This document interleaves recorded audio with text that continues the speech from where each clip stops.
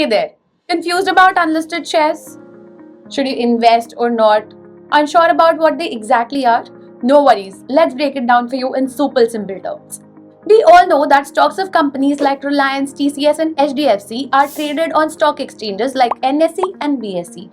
These are called listed shares as they are publicly available for buying and selling.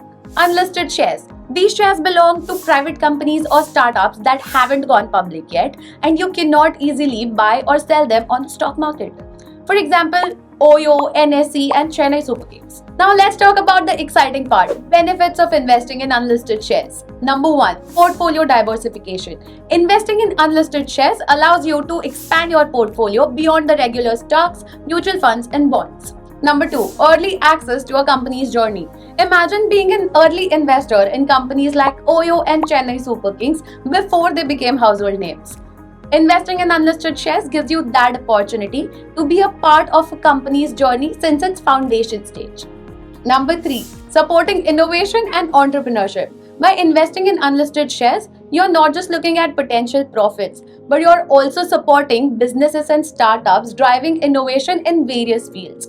Many of these companies are working on breakthrough technologies, disruptive business models, and scalable solutions. Your investment contributes to their success. While unlisted shares come with exciting benefits, it's important to understand the risks before investing. Number 1, limited liquidity.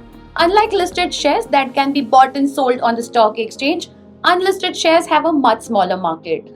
Finding a buyer when you want to sell them can take time, making it less liquid and harder to exit compared to publicly traded stocks. Number 2, limited transparency.